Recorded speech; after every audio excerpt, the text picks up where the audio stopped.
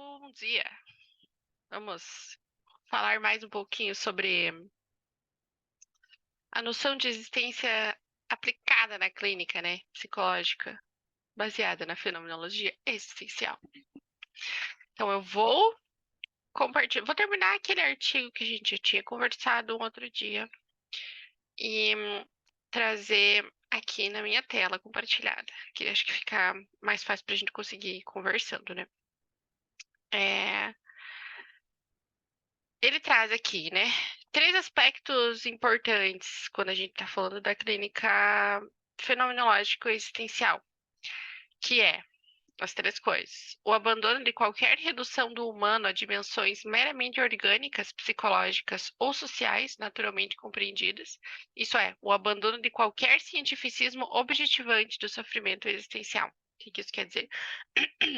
Tudo aquilo que reduz o sofrimento a apenas algo que é parte separada do ser humano, né? Ou uma causa orgânica, ou uma causa psicológica, ou uma causa social. Não tem essa de ou, né? Tudo está funcionando junto e construindo sentido para aquele indivíduo. Então, não tem como a gente separar uma coisa da outra e nem olhar para aquilo de uma maneira tão objetiva como a gente faria, por exemplo, nas ciências naturais, de observar e pá, entende? Que essa é uma crítica muito grande, né? Não existe esse cientificismo como na ciência natural. Segundo, a suspensão de toda postura técnica e voluntarista em que o terapeuta se coloca no lugar daquele que conduz a dinâmica do processo clínico a partir de suas representações técnico-conceituais sobre a existência do paciente ou a partir de seu desejo pessoal de impor mudanças. Nós, enquanto terapeutas, nós temos a função de ajudar o paciente a compreender a existência dele a partir de si mesmo e decidir, né, o que fazer é, a partir das suas próprias ideias. Então, quando a gente traz essa coisa, né, de representações técnico-conceituais, a gente não consegue, não deve ter a pretensão de explicar nada e nem de orientar nada. Porque, como dizem, né, os jovens de hoje, quem somos nós na fila do pão?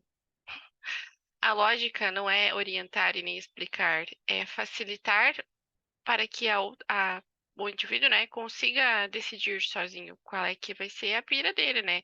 Se ele quer ir para um lado, se ele quer ir para outro, e embora a gente pense que a decisão da pessoa pode não ser a ideal, é a nossa ideia sobre, não é aquilo que ela está querendo, não é aquilo que ela está precisando de repente. Então, cuidar para não ficar nesse local de daquele que sabe tudo, né? Daquele que tem todas as verdades. E terceiro, o exercício da atenção e do cuidado livre de expectativas, em que o outro é convidado a uma lembrança de si como pura existência, para a partir daí perspectivar seus limites e suas possibilidades mais próprias e singulares, né? Esquece que a pessoa vai seguir num caminho que você acha correto ou que você acha interessante, né? Livre-se de quaisquer expectativas que tu tem em relação ao teu paciente, ao teu cliente, porque elas são expectativas suas e não é sobre você o processo. E isso pode parecer muito fácil, e às vezes a gente vê que o negócio é bem mais difícil do que parece, né? Porque a gente fica, ai, que massa que seria se a pessoa fizesse tal coisa, né? Daí ela vai e faz uma parada totalmente diferente e a gente fica pensando, puta merda, né? Por que que não fez a outra parada? Mas, novamente, sou eu projetando as minhas coisas nela. Então é preciso ter um cuidado para que a gente não direcione e deixe o outro viver, né? A vida dele, sossegada. Então a gente, na verdade, acompanha a pessoa, né, na tarefa de apropriar-se daquilo que sabe pré-ontologicamente, possibilitando na sua situação concreta e totalmente singular que se compreenda e assuma o que ele é em seu estar lançado e o que pode ser. Estamos aí, né, lançados no mundo e aos poucos a gente vai se apropriando das coisas, se apropriando daquilo que mais puro do ser humano e também daquilo que é mais puro do indivíduo, dentro das condições dele de existência, né? Da realidade dele, das coisas que ele quer, das coisas que ele busca e das coisas que vão tendo sentido ao longo da vida dele, da existência dele, das experiências que ele passa, dos sentimentos que ele tem, das relações que ele mantém. Dessa forma, pode-se compreender-se e aceitar-se, sejam quais forem os seus sofrimentos, como responsável, no sentido de responder e apropriar-se das solicitações concretas da vida. Longe de uma culpabilização paralisante, essa responsabilidade é uma ampliação da liberdade. Essa é a clássica, né? A vida acontece, as coisas estão acontecendo o tempo inteiro. E a partir desses acontecimentos todos que perspassam aí a nossa existência, né? E não necessariamente os acontecimentos que dependem exclusivamente de nós, mas aqueles aos que nós estamos expostos também, eles vão nos dando possibilidade de ser alguém diferente. É isso que fala das solicitações concretas da vida, né? Tipo, a vida tá aí. Aí a responsabilidade nossa é olhar para todas essas coisas e tomar responsabilidade por cada atitude que a gente que a gente tá tendo em direção a isso ou em relação a isso. Aconteceu alguma situação, tá? O que eu vou fazer a respeito? É um negócio que no início parece é, mecânico, até porque tu precisa pensar, né, a respeito de todas as coisas, mas não é só pensar, mas o estar consciente, que eu acho que essa é a chave grande do processo terapêutico em si, né? Estar consciente do que tu tá fazendo, do que tu tá sentindo, de quais coisas tu vai fazer também. Então, quando ele coloca esse trechinho aqui, é justamente para a gente se responsabilizar a partir do que a gente vai fazer em relação às situações que a vida nos dá. Tipo isso.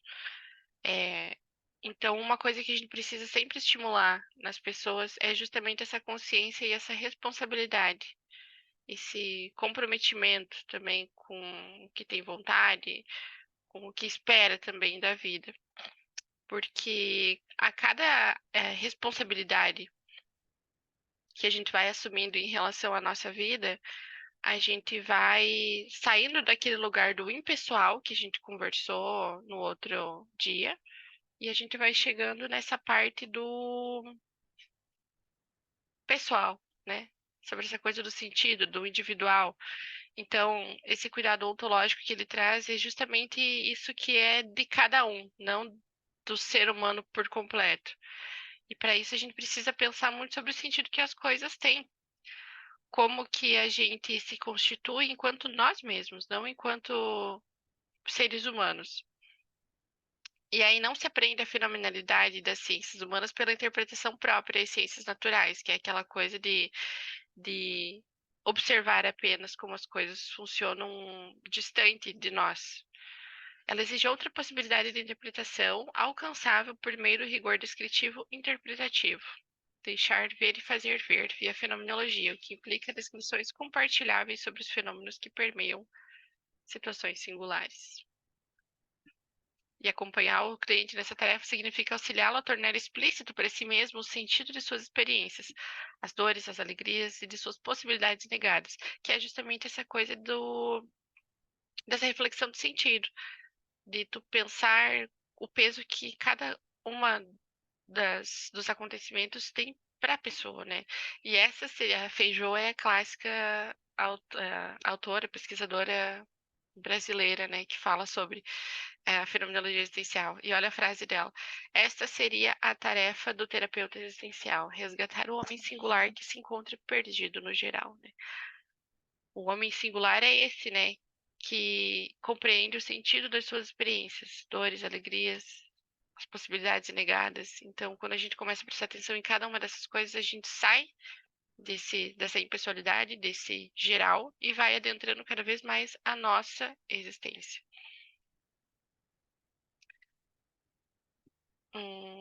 Aqui eu também salvei esse parágrafo porque ele é bastante interessante no sentido de falar sobre a clínica fenomenológica existencial.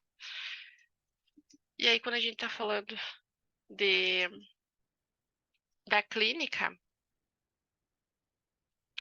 ela transita entre o ôntico e o ontológico e tem como direção o desvelamento do poder ser por meio do apropriar-se, da propriedade e da impropriedade. A gente esse ôntico e o ontológico, às vezes, ele é um pouco confuso de entender, mas o ôntico diz respeito àquilo que é geral do ser humano, né? Por exemplo, ah, o que é característico da raça humana mesmo. Tipo, vai nascer, vai morrer, precisa ser responsável pelos seus atos. Toda essa coisa, né? Tipo, de liberdade também, né? Que o Sartre já colocava lá, o homem é condenado a ser livre. Isso faz parte da forma como o ser humano se constitui e se constrói. E o ontológico é aquilo que já vai ser, novamente, o mais individual dele mesmo. Como as coisas o afetam individualmente, como ele se sente individualmente, quais são suas dores, quais são as suas expectativas. Então, só para a gente ter uma noção um pouquinho melhor de como é que isso funciona, né? E aí, vamos para esse parágrafo aqui, porque isso aqui é interessante. Pensamos que a maior dificuldade em conceber desse modo a atitude clínica é a de não fazê-la recair em uma nova técnica que venha se opor e substituir as outras. Assim como a atitude fenomenológica não substitui a atitude natural, no sentido de negar a experiência através dela realizada, mas apenas suspende a sua pretensão de verdade natural para permanecer no plano de sentido. Também, uma postura clínica fenomenológica não deve pretender excluir os comportamentos terapêuticos naturais do cuidado substitutivo, isso é, as prescrições técnicas e os conselhos pessoais, e sim retirar desses comportamentos seu caráter de fundamento da clínica, subordinando-os a uma atenção que busca sustentar a lembrança da dinâmica da realização terapêutica enquanto possibilidade ôntica da nossa condição ontológica de ser no mundo com o outro. O que isso tudo quer dizer? Pode parecer muita informação para assimilar quando outra pessoa está lendo. Mas tomar um cuidado para que a gente não comece a pregar a super verdade, sim. A clínica fenomenológica é só o que funciona, é o que é o super. A técnica amor, né? Do processo terapêutico. Porque senão a gente tira ela desse local de abertura e já coloca em algo que deve ser, né? Já pré-estabelece um outro valor para aquilo que precisa ser assim. E aí isso vai contra totalmente a lógica fenomenológica, que é deixar as coisas acontecerem e olhar para tudo como possibilidade. Então, quando eu coloco ela como algo que tem que ser feito assim, eu estou restringindo outras possibilidades. Então, muito cuidado para não cair nesse lugar também, né? De restrição ao invés de possibilidade. E, perto, junto disso também, ele coloca aqui como a gente precisa ter esse cuidado com o outro, mas também sem abdicar totalmente, né? De tudo que envolve o cuidado terapêutico, de orientar, de é, tentar fazer a pessoa pensar um pouco mais, não simplesmente deixá-la largada, porque é justamente esse processo da terapia também, né? Fazer as pessoas pensarem e refletir sobre as coisas e não simplesmente aceitar aquilo totalmente assim, tipo, ah, você já decidiu tudo, então segue aí tua vida, porque senão não teria sentido nenhum a pessoa estar em terapia também. Faz sentido isso. Então é preciso casar as duas coisas para que fique justo, eu acho. E, sei lá, que combine com aquilo que a pessoa está querendo também. E com o princípio da terapia em si, né? Só um adendo final aqui.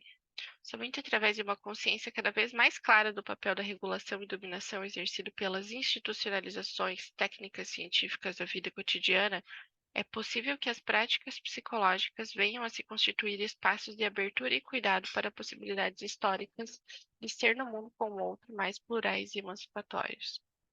Isso pensando aqui que a gente pode fazer um link com o poder, né? Com o próprio Foucault e com outras autores que falam sobre essa coisa das institucionalizações.